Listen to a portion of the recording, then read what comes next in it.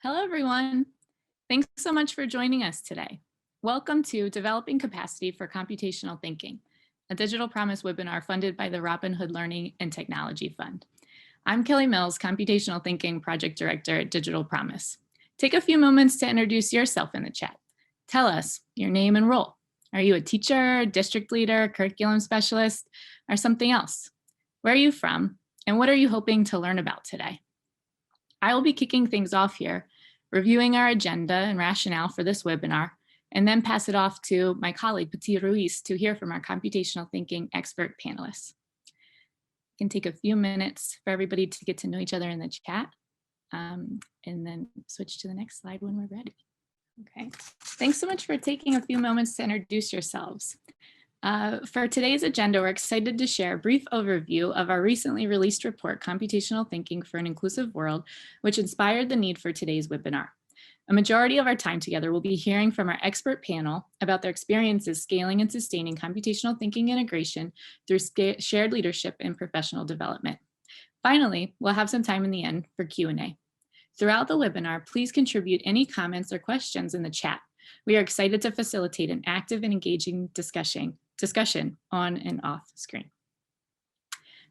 Next slide, please. With support from the Robin Hood Learning and Technology Fund, we recently developed the report Computational Thinking for an Inclusive World, a resource for educators to learn and lead. This report is an update of our 2017 report, Computational Thinking for a Computational World. The updated report provides practical guidance for educators to integrate computational thinking into disciplinary learning across pre-K through 12 education, while centering inclusivity using framework strategies and specific examples through case studies of educators leading and learning with computational thinking. Next slide. In the report, we call all educators to integrate computational thinking into disciplinary learning across pre-K through 12 education, while centering inclusivity to equip students with the skills they need to participate in our increasingly technological world and promote justice for students and society at large. Please take an opportunity to review the report, link shared in the chat when you have a chance. Next slide. The report issues 2 calls to action for educators to design inclusive computing learning opportunities for students. The first is integrating computational thinking into disciplinary learning. However, integrating computational thinking into every classroom is not something that can be left to individual educators. Educational leaders must prioritize the initiative and build capacity for teachers to do so. The second call to action is to build teachers' capacity for computational thinking, which is the focus of this webinar. In developing the report, we connected with a number of educational leaders, particularly from New York City, that shared their insights about developing capacity for computational thinking, each of which appear as case studies within the report. These case studies revealed 3 strategies to develop capacity for computational thinking. Next slide. These strategies are to promote shared leadership among districts, schools, and teachers, develop sustained individualized professional learning opportunities, and to integrate computational thinking into pre-service teacher education. Our panelists today will share their insights and expertise supporting teachers to integrate computational thinking through shared leadership and professional learning.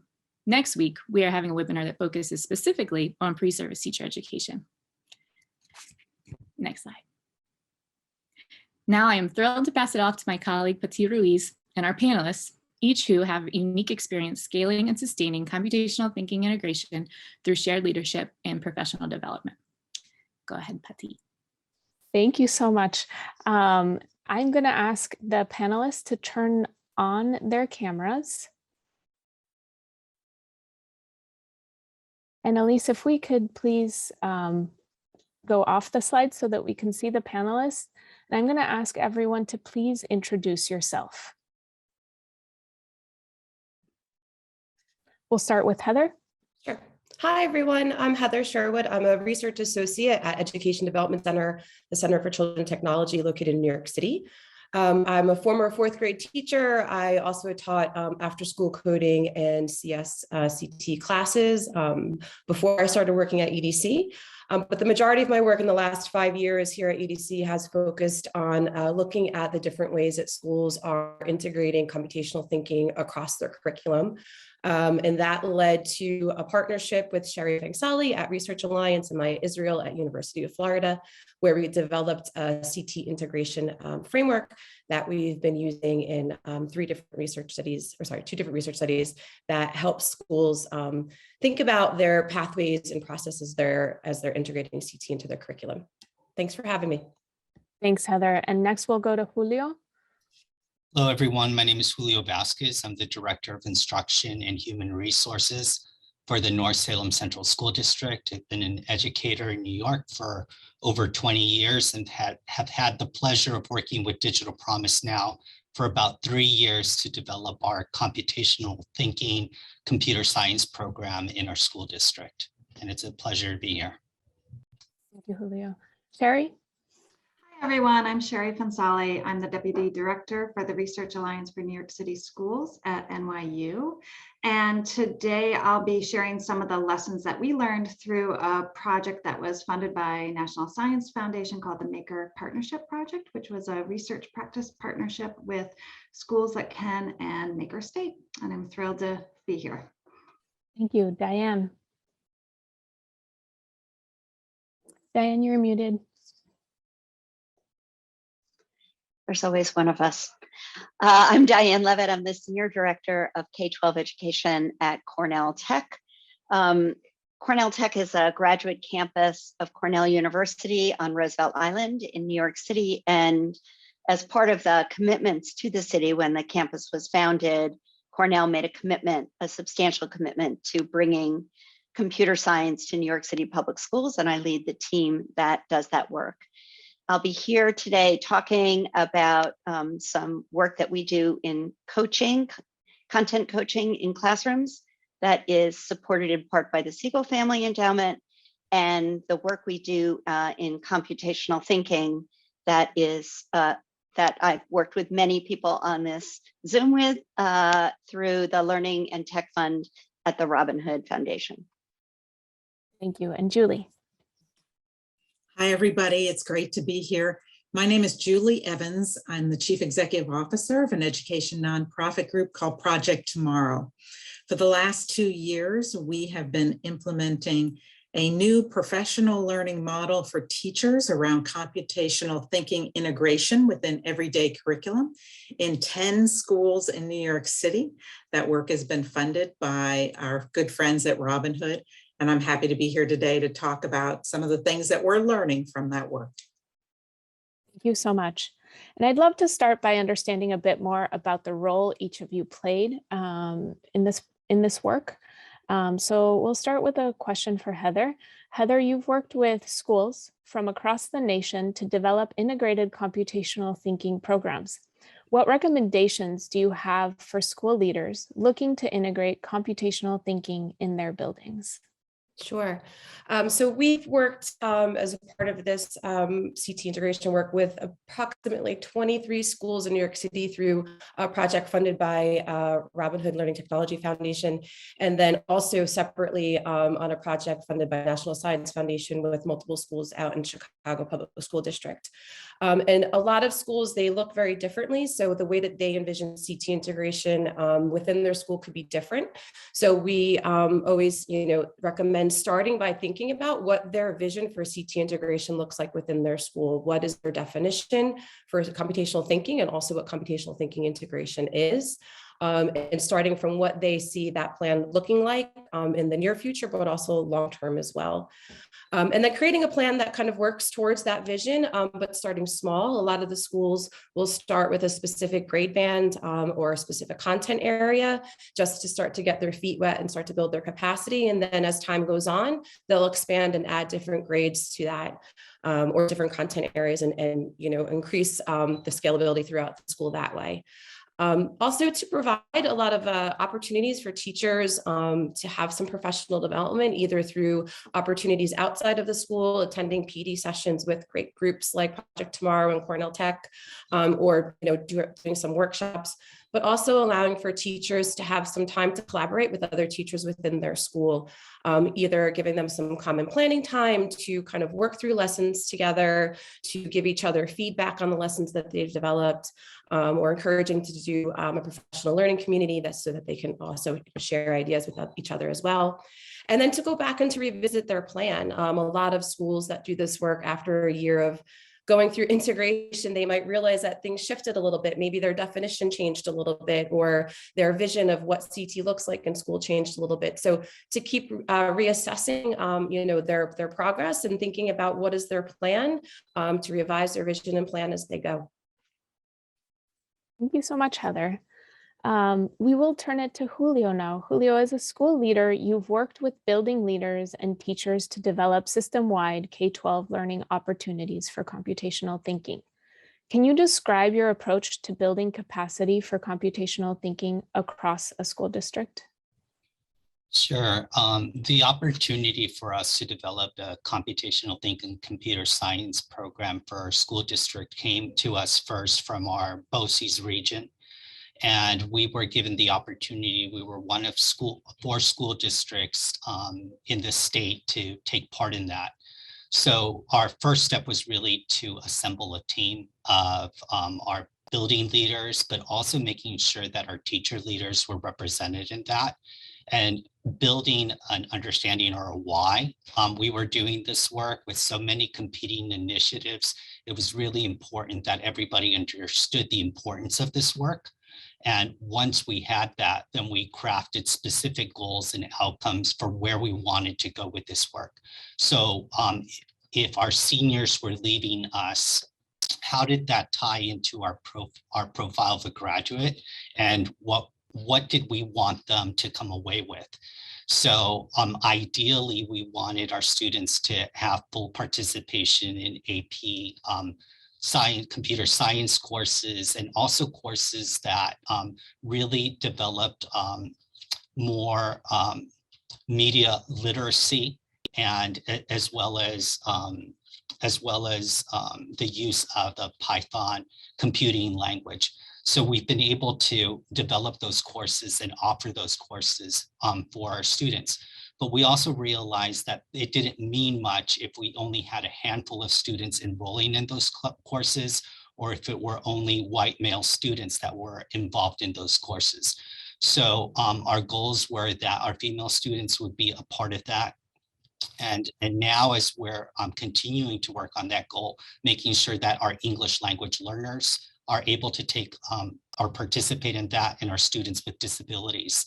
So having that as an end goal, then we began to work backward from that. How are we not only providing standalone opportunities for our students to participate in this kind of work, but really how are we integrating these experiences across all our subject areas? And that's where the computational thinking work came in, which led to our really devoting specific time for students to work, our teachers to work on that computational thinking pathway.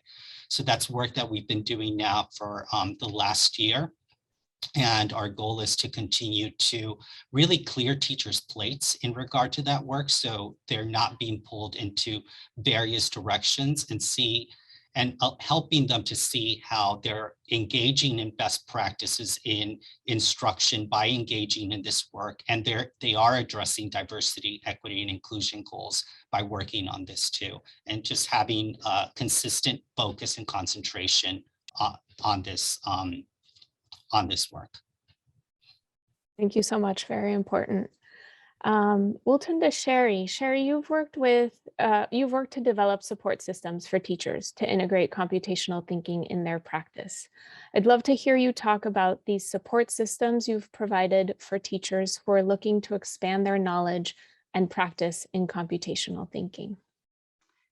Yeah, sure. So there's a number of things that we learned as we were doing this with a small group of schools and teachers in New York City. And one was, and this is going to be very similar, I think, no matter where you are, most of the teachers we were working with had little to no prior experience with computer science or computational thinking.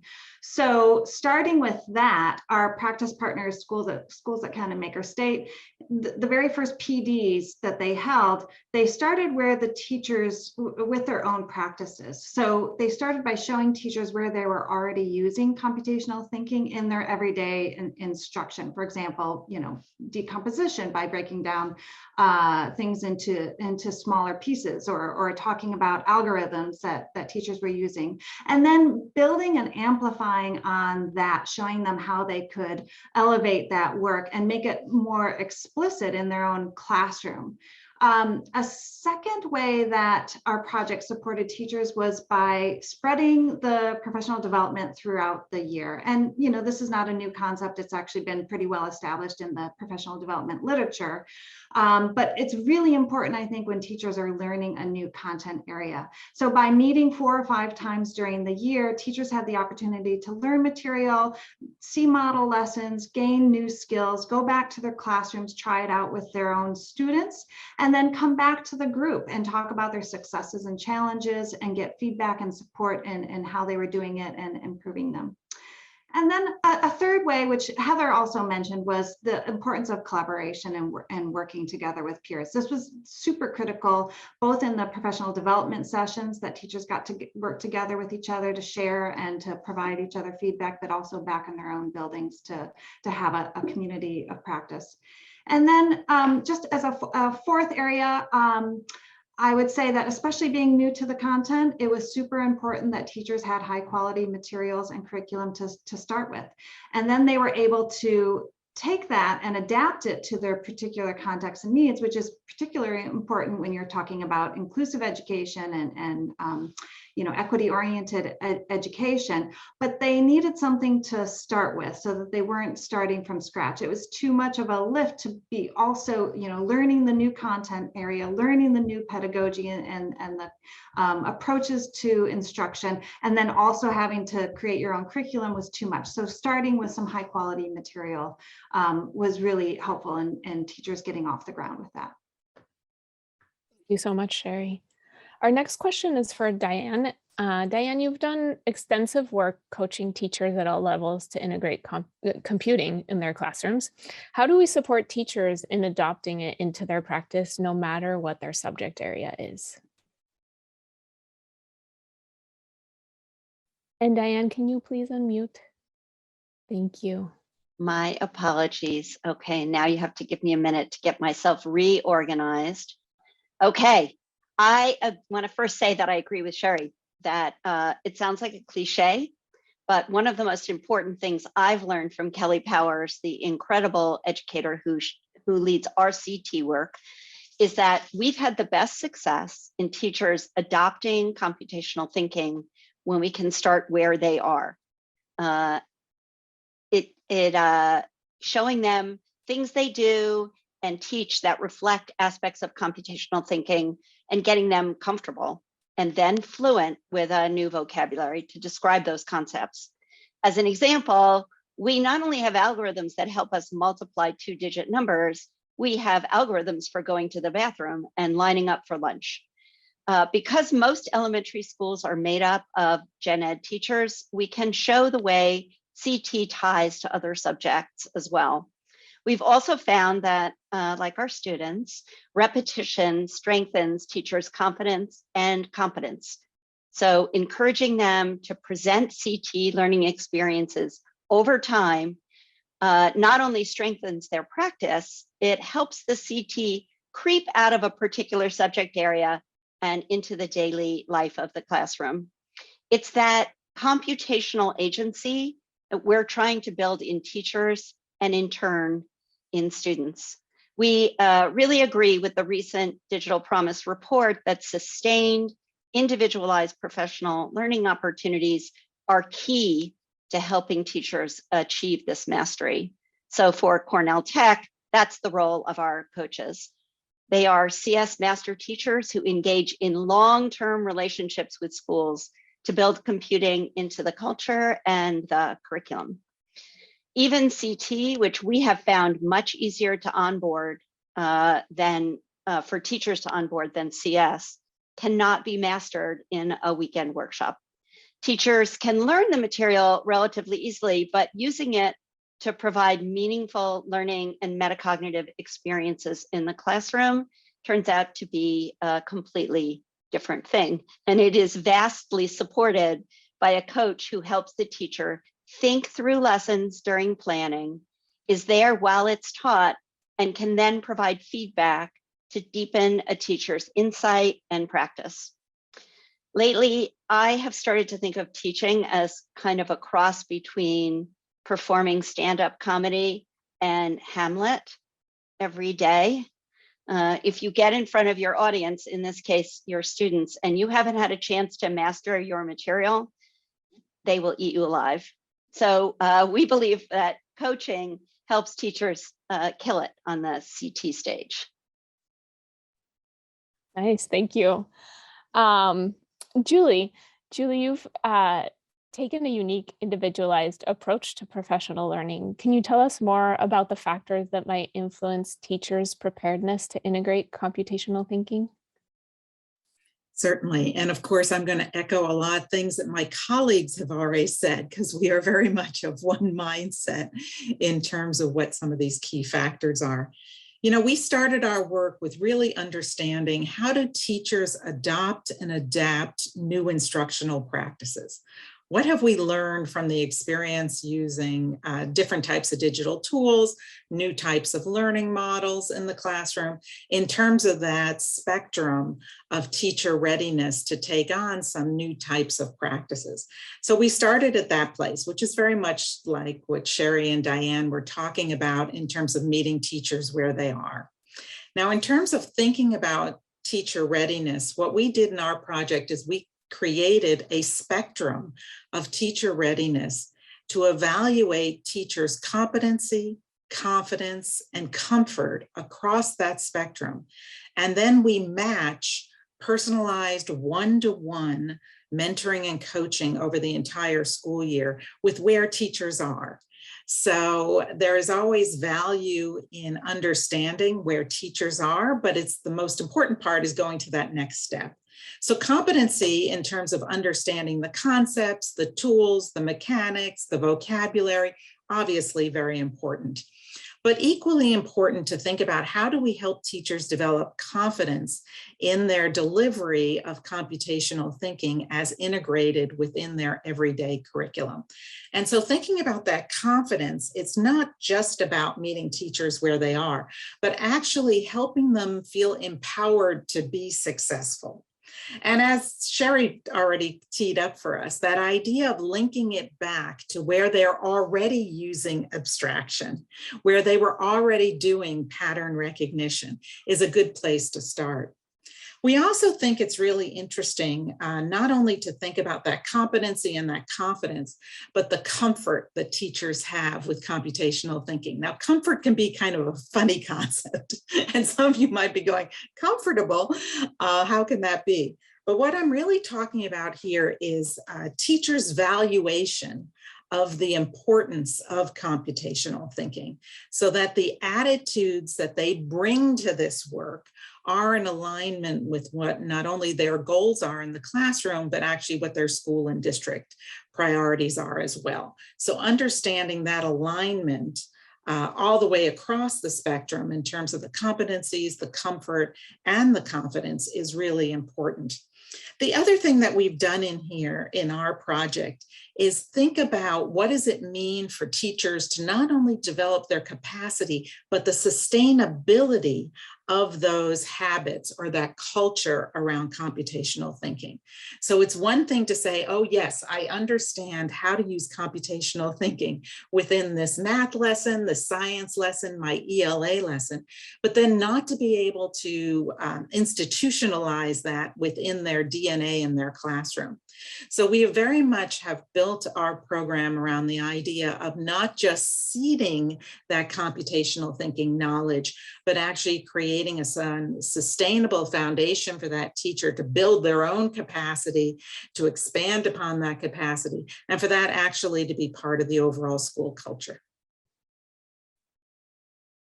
Thank you, and thank you, panelists, for that overview of what you're doing now. We're going to move on to some general questions for the panelists, and I just want to ask participants to please keep engaging with us in the chat, and please add questions there as they come up. We will have time at the end of the general question session to answer those. Sherry, would you like to follow up first on what Julie said?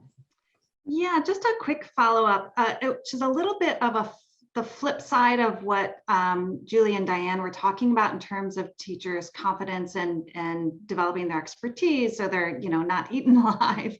One of the things that we also found successful was helping teachers become more comfortable with not knowing everything, and to going into the classroom with more of a mindset of a facilitator and of learning together with students. And often the students might have had more experience with some of the technologies and programming languages, and it was a great opportunity to make them the expert in the classroom and have them help other students, help the teacher. But also it just really helped with that, overcoming that fear. They didn't have to be an expert in everything. They could take the stance of exploring things together and learning together. And that was, I think, a really powerful approach and mindset for teachers to have, to help them feel like they didn't have to walk in knowing exactly how to do everything that they wanted to do. I completely agree. And I think we find that when teachers can be vulnerable in front of their students about their not knowing, it encourages inquiry in the classroom as a culture. I do think teachers need to understand the pedagogy before they go in. Yep. That I'll just clarify. And just to echo Julie's comment about sustainability, there's sustainability in the curriculum, and then there's sustainability in the building. And one thing we found is that by participating in a whole school model where everyone rolls it out, that's how we sustain it in the building, because it's not teacher dependent. It's not that teacher or this teacher, it's all of us.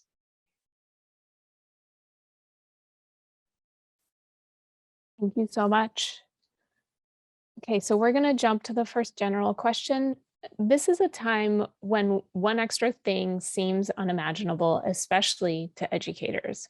What's the role for computational thinking as the ongoing COVID-19 pandemic continues to reshape our school system?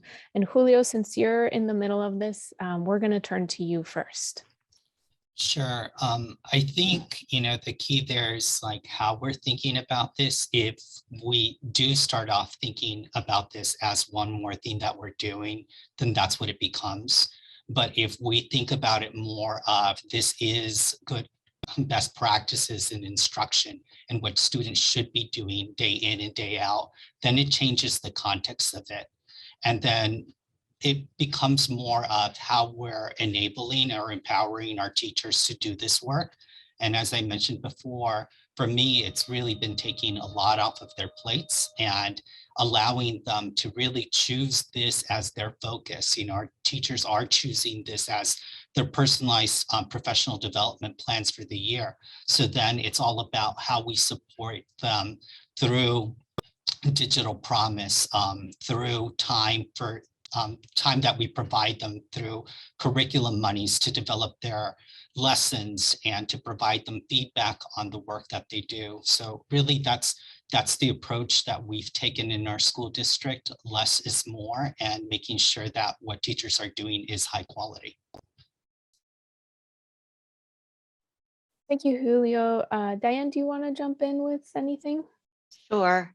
Right now we have an NSF grant to study the impact of learning CT first on teachers' confidence and sense of belonging in teaching computer science. So does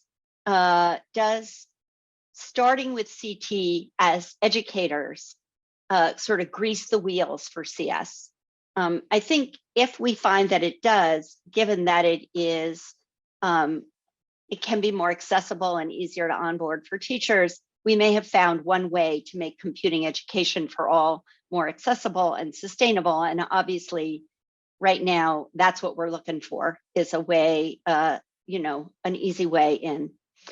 I have to say that we consider our educational sweet spot to be the intersection of rigor and joy. For sure, a computing education brings rigor to the classroom, but the CT experiences we've been developing really bring the joy. And our teachers and students are under so much pressure right now, and classrooms are so disrupted. And I honestly think for the near term, as we move in and out of online and in-person instruction and experiment with classroom size and teaching strategies, it's great to see and have a learning experience that requires very little in the way of materials, reinforces important concepts you've been teaching in math or ELA, and is just really fun for students. So in our report, we call on educational leaders to build capacity for teachers to integrate computational thinking. From your experiences, what do you think the most important critical element is? And we'll start with Julie on this one. Thank you. I've thought a lot about this, and I think this is a really important question. I'm sure my colleagues have some input as well. But here's where I'm coming down on this. I think we have to have demonstrated value. I think that for our education leaders, they have to see that this is actually not just a nice to have or a pleasant to have, but something that actually is critical or essential to making sure that our students are well prepared. And also, is it tied in with the priorities of the school and of the district and of the system? Are those all in alignment? You know, I've seen in my experiences way too many things where we particularly go out to teachers or even principals and we say, this is a good thing to do. You should do this. It's going to help kids in the future. But we don't really tie it all together and show some demonstrable proof as to what we're actually talking about. So I'm talking about here really not just talking about CT, but evaluating the impact. So how do we evaluate the impact so that we are looking at things that are tangible, things that are in alignment? And so I'm often thinking about, in terms of talking with teachers, about the value proposition of what does this mean in terms of your students feeling self-efficacy as a learner? Do they feel that they are better problem solvers? And then is that actually demonstrated? And can we look at tangible results, whatever those outcomes might be, to substantiate that value proposition?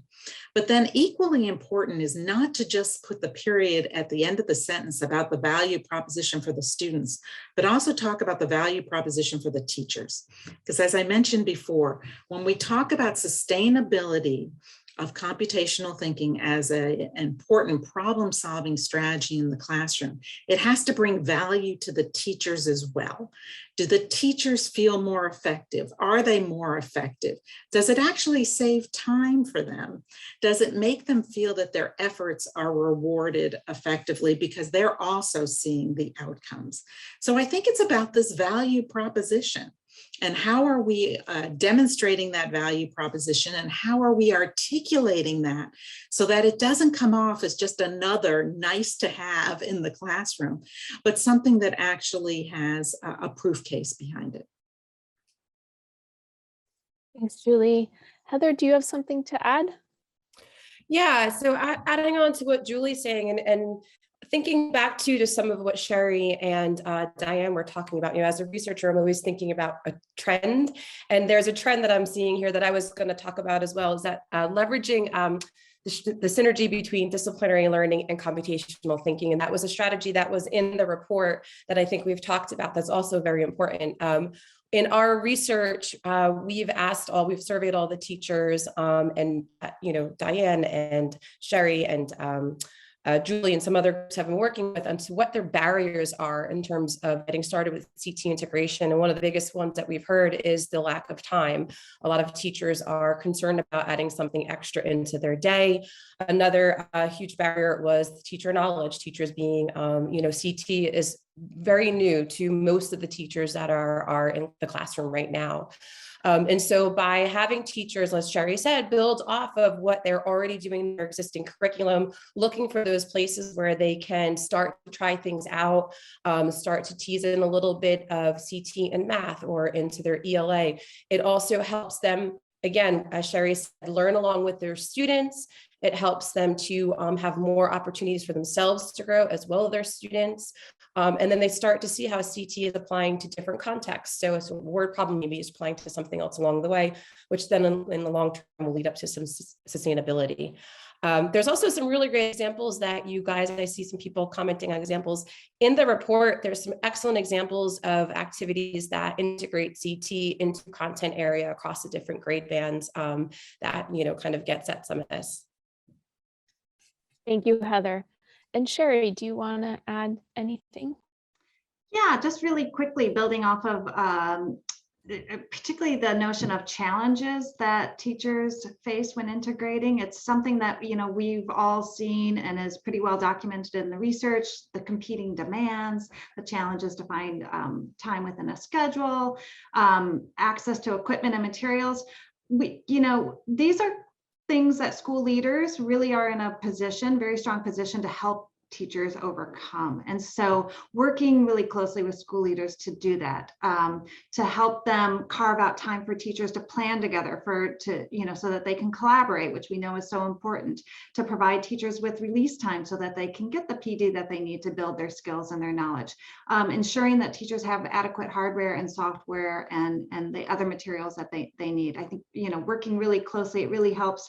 And I liked the idea that Julio mentioned about leaders, helping teachers take other things off their plate so that they can really focus on what we're doing with computational thinking. Thank you.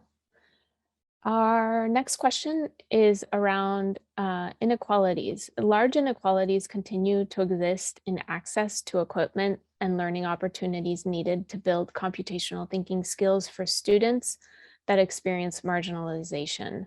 How can we center inclusivity as we scale and sustain computational thinking initiatives? And again, we'll turn it over to Julio first. So when I reflect back on prior to our starting this work with CS for All and Digital Promise, and I think about the students who ended up in those AP computer science courses, it was the students who were in the honors groups. It was the students that had access to clubs or whose parents were in those fields that knew the value of and then took advantage of those opportunities. So in changing that, we're really looking at making specific goals for each subpopulation of student to make sure that our students are represented in those higher level courses and have access to that. And then going back, really stepping away from those standalone opportunities that's only students in specific clubs. And that's why it's really important for us that every teacher is able to develop these lessons that are represented in our competency maps for computational thinking. And that's our strategy. Thank you, Julio. And Diane, would you like to add to that? There we go.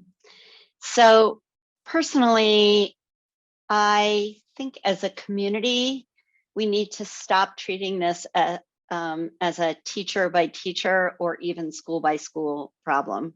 So I don't think PD alone is going to get us to equity. The new Digital Promise report on CT for an inclusive world, I think really got it right. We need to promote shared leadership.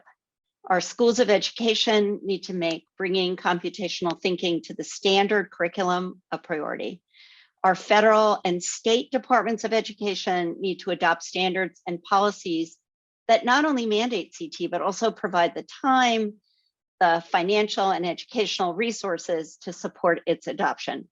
Our boards of education need to help administrators get up to speed on CT and CS. Principals are the #1 provider of PDs in most schools. Well, we only get to equity. I want to point out, by the way, that the CS for All script tool is a great vehicle for building this shared leadership. I think we only get to equity when a kid doesn't have to win the lottery of having a teacher who had access and resources to go to summer PD, and a principal who encouraged or allowed them to include it in their lesson plans to get a rigorous, joyful computing education. We started kind of backwards, classroom by classroom.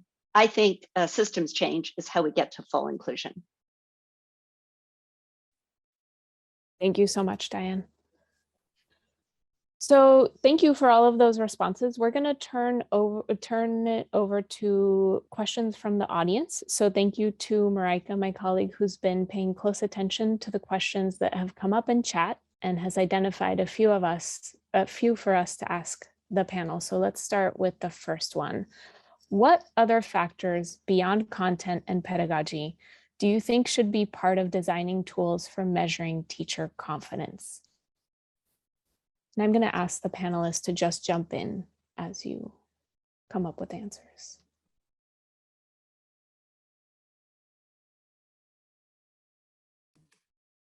I'll jump in on that one.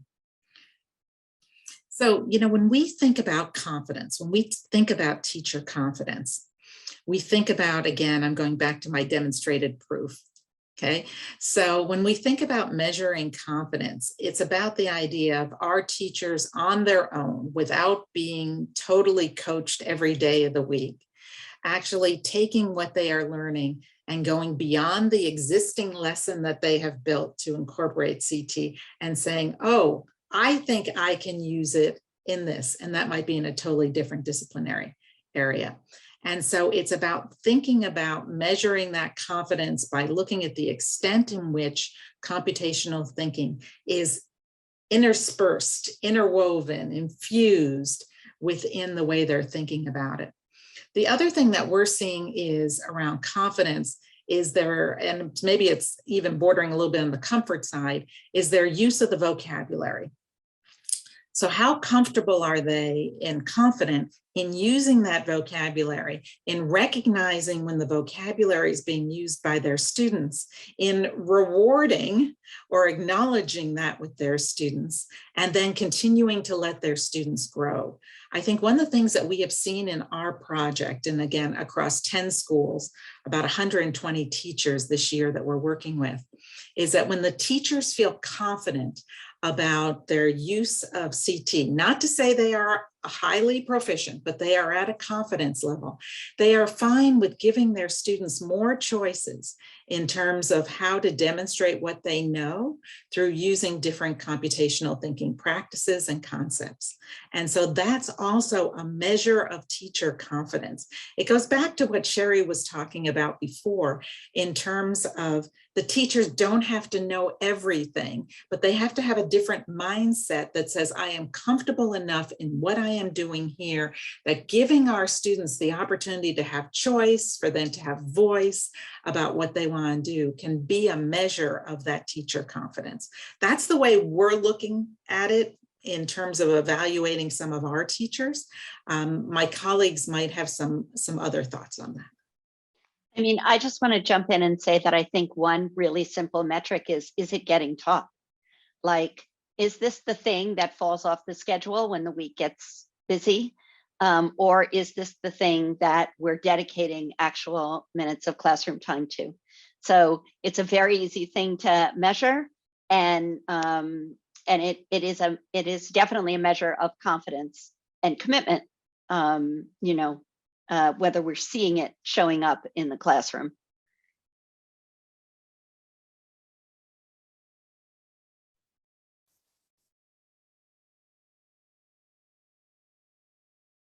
Thank you so much, and also Sherry for your comments in the chat. Our next question is about neurodiverse learners. How are neurodiverse learner supports being addressed in this process towards integration and inclusion?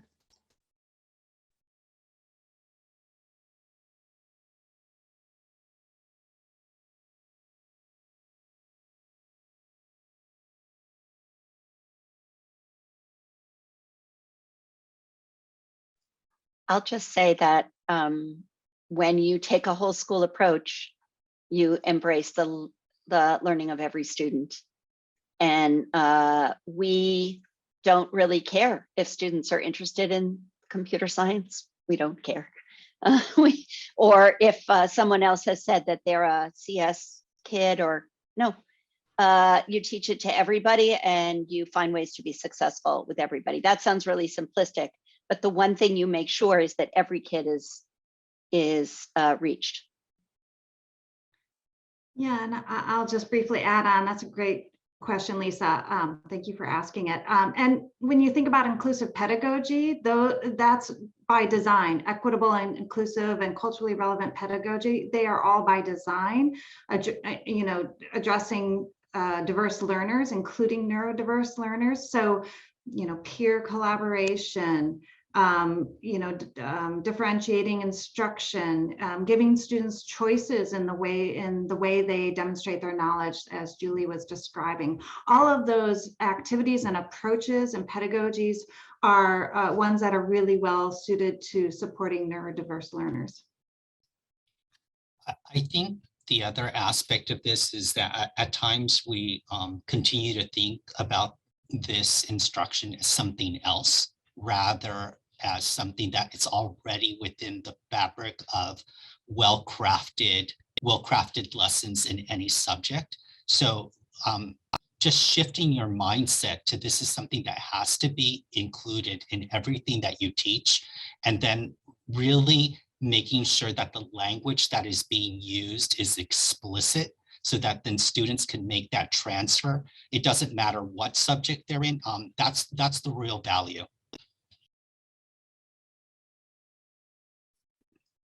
Yes, thank you, Julio. Oh, go ahead, Heather. Sorry, I was just going to add in our research, just as what everybody's describing, that's pretty much exclusively the way that we've seen CT being integrated within all the schools that we've worked with, where it's really focused on school-wide and access for everybody, and not using just differentiation strategies that they would normally use in their classroom teaching, rather than, as they're saying, make it a standalone CS, CT, something standalone. So. Thank you. Thanks, everyone. So a few of our questions from the audience have asked about resources for teachers and coaches. Can you share one or two resources that you would recommend and use when you're working with schools or teachers? Some of you have already shared some in the chat, so please feel free to refer to those as well.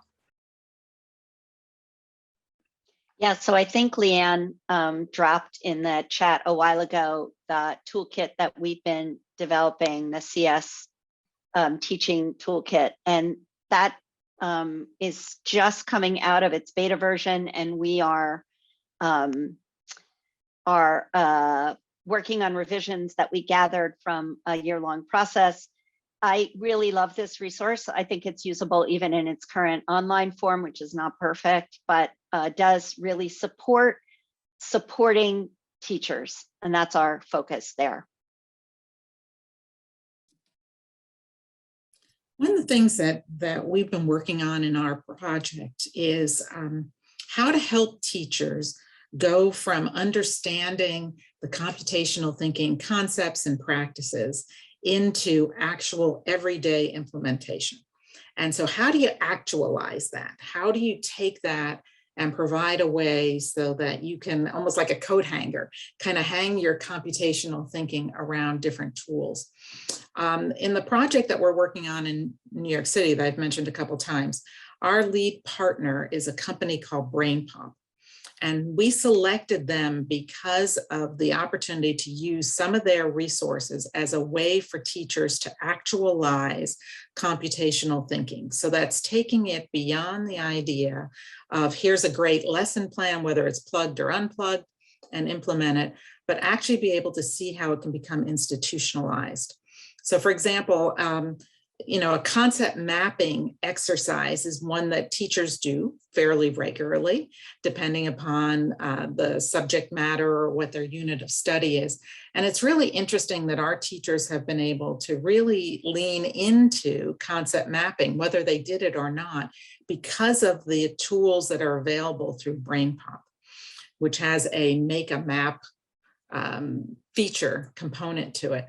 And it's been really interesting for us to see in that spectrum of readiness and increased proficiency of teachers, to see which ones are going beyond the unplugged activities and starting to reach out, develop their skills for using technology more effectively and more purposefully by using some of those tools. So it's kind of an add-on component associated with this, but it provides a way to actualize and actually provide students with definable activities that they can do that are also measurable in thinking about the extent of their CT knowledge. So that's a little bit different than some of the other resources that have been provided, which are all fabulous that we all have access to. I just thought that was an interesting angle to share. For us in North Salem, it's been very helpful to use the CT Pathways Toolkit that is being developed, and also working directly with Kelly Mills. Our teachers have had access to develop their lessons, to gain feedback. And I want to not minimize the value of giving teachers the time to work with teachers within a department across grade levels, because they themselves are able to really provide insights into the work and become critical friends in making sure that the lessons that are being delivered are of a higher quality.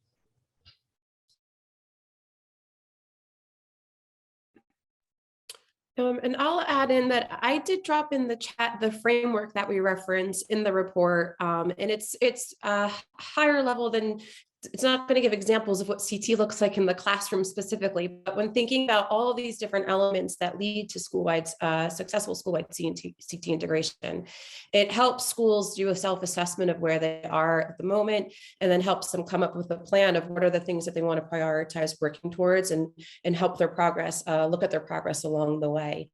So it's a really great tool when you're thinking about a full school and what CT looks like integrated across the school.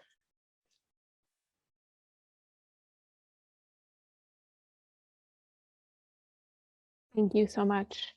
We'll go with one last question. So the question is, where do you see the highest need and opportunities for funding for nonprofits aligned with this philosophy and wanting to support schools and districts to integrate CT?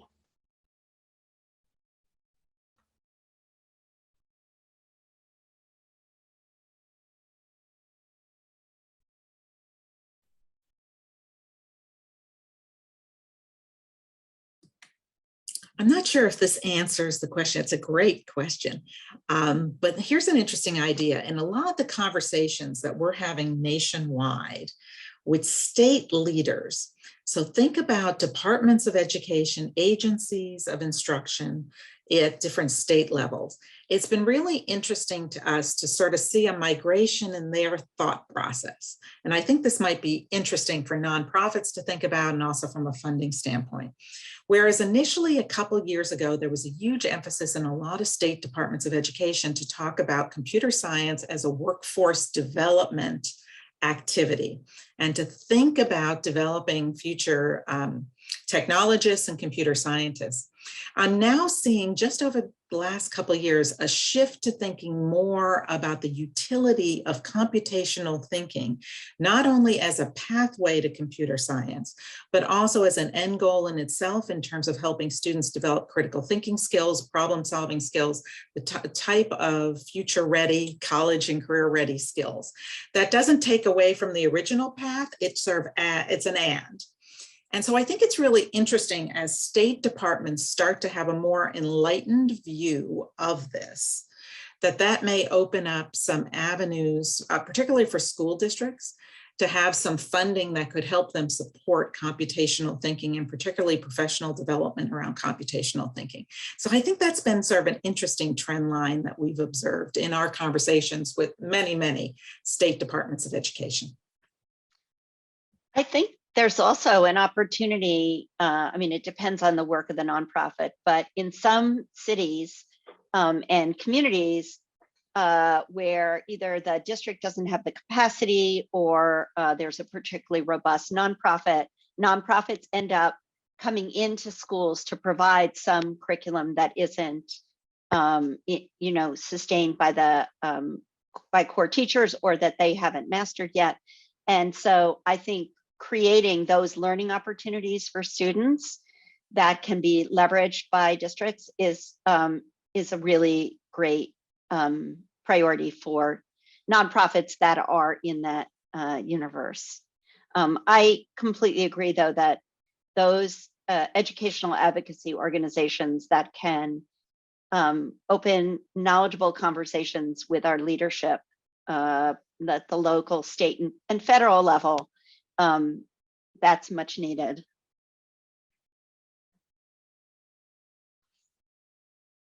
Thank you so much. This wraps up our Q&A session. Thank you so much to our panelist experts. I know I've learned a lot. I'm going to turn it back over to Kelly Mills now. Yes, so we're just wrapping up here. I have a lot of thank yous. First of all, thank you so much to our panelists for sharing your insights and expertise on computational thinking. I think we all learned a lot from this webinar. Thank you for Pati for moderating and Marika for moderating the chat. And thank you to the Robin Hood Learning and Technology Fund for providing us this opportunity to all learn together. I do want to highlight that this webinar will be available online for participants to share with anybody who's interested and wasn't available to come today. And there are a few webinars coming up in the next week if you're interested in continuing your learning. First, this Saturday, there's an Ed Camp. So a teacher-led professional learning experience around computational thinking from 11 to 1:30 Eastern time this Saturday. Then on Tuesday, there's an evening coaching PLC for computational thinking. So those are specific needs for computing and computational thinking coaches. And then the Wednesday next week, we have a webinar specific for teacher education for computational thinking. And those links to register are being shared in the chat, and we hope that you're able to join us for a future opportunity. So thank you so much. And we're going to sign off now.